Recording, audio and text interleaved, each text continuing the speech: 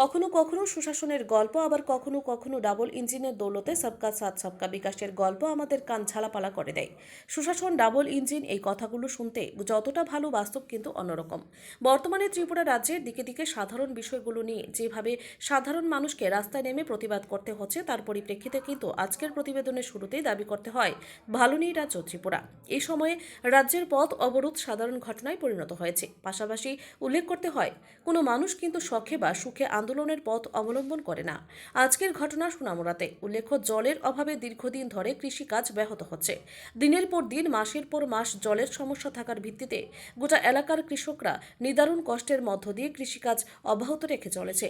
তবে বারবার বিভিন্ন জায়গায় দাবি জানানো হচ্ছে এবং এই দাবি জানাতে গিয়ে অবরোধ আন্দোলন একাধিকবার সংঘটিত হয়েছে, কিন্তু প্রশাসন কোনো ব্যবস্থা গ্রহণ করছে না বলে আজ আরও একবার সম্মিলিতভাবে কৃষকরা আগরতলা সোনামুড়া জাতীয় সড়ক অবরোধ করে। অবরোধস্থলে উপস্থিত হয়ে কৃষকদের দাবি হচ্ছে, বিগত 3 মাসের বেশি সময় ধরে জলের অভাবে কৃষিকাজ দারুণভাবে ব্যাহত হচ্ছে। পাশাপাশি কৃষকদের তরফ থেকে অভিযোগ করা হচ্ছে, বিগত বছর দুয়েক আগের ভয়াবহ বন্যায় এই এলাকার জল সরবরাহের জন্য যে মেশিন ছিল সেটা ক্ষতিগ্রস্ত হয়, কিন্তু এরপর থেকে এটা সারাইয়ের তেমন কোনো বলিষ্ঠ পদক্ষেপ গ্রহণ করা হচ্ছে না। স্বাভাবিকভাবেই দিনের ব্যস্ততম সময়ে এই অবরোধ দারুণভাবে প্রভাব বিস্তার করেছে। এখন দেখার বিষয়, আক্ষরিক অর্থে সংশ্লিষ্ট সমস্যার সম্পূর্ণ সমাধানের জন্য প্রশাসন কতটুকু কি ব্যবস্থা গ্রহণ করে।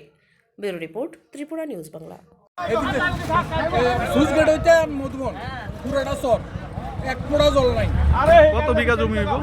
এটার কোনো হিসাব নাই। আমরা সর এই মতো হইব 100 খানির উপরে, শুধু সবজি 100 খানির উপরে সবজি হইব। এরপরে স্যার খাওয়ার জলের কোনো টাইম টেবিল নাই। 3টা 4টা 5টা 6টা 7টা তার মধ্যে ব্যাপিক খাওয়ার জল দিতে আছে। আমরা এক বেলা জল দেয়, জলে আমরা কিছু জল দরকার আপনার 10টার সময় 11টার সময় জল দেয়, তারা 4টার সময় 5টার সময়। এই সমস্যাটা কতদিন যাব? সমস্যার কোনো শেষ নাই। 2-3 মাস এর আগে একবার রাস্তা অবরোধ করছি জলের লাগে, খাবার জলের লাগে। চেয়ারম্যান কইছে আমরা 2 বেলা জল দিব, ভাই চেয়ারম্যানে আজ পর্যন্ত 2 বেলা থাকতে কথা আপনি 1 বেলা পাই না। আধা ঘন্টা জল দিয়ে কিতা করি আমরা? হ্যাঁ, আধা ঘন্টা এমন জায়গা আছে 5টা বুদ্ধি হইয়া জল দিয়ে আইতে জল শেষ। এই পর্যন্ত কয়বার অবরোধ করছেন রাস্তা? অবরোধ হইলে তো আমরা 3-4 করেছি। আপনার নামটা? আমার নাম আবু দে। আর এটা কোন জায়গাটা? এটা হলো দলিয়ায় 5 নম্বর ওয়ার্ড, দলিয়ায় 5 নম্বর 5 নম্বর 4 নম্বর কবে দিতে? এটা কি আগরতলা? এটা কি আগরতলা টু সোনামুড়া জাতীয় সড়ক? কেন আজকে রাস্তা অবরোধ? আমরা এখানে আরো গত 2 বা 3 বার আমরা রাস্তা অবরোধ করছি। গত 2 বছর আগে যে বড় বন্যাটা ছিল, এই বন্যার কারণে আমাদের যে মিশিং ঘরটা ছিল, সেই মিশিং ঘরটা জলে অর্ধেকটা নিয়ে গেছে গা। আর সেটা ডুববা, এটা যত মিশিংয়ের সরঞ্জাম আছে সেগুলো নষ্ট হয়ে গেছে। আমরা অনেকবার বলার সত্ত্বেও সেটাকে সাময়িকভাবে সারাই করছে, একবার সম্পূর্ণভাবে সারাই করে না। আজকে সারাই করছে, একটু জ্বলাইয়ে আবার 1 সপ্তাহ 15 দিন এমনি বন্ধ হয়ে যায়।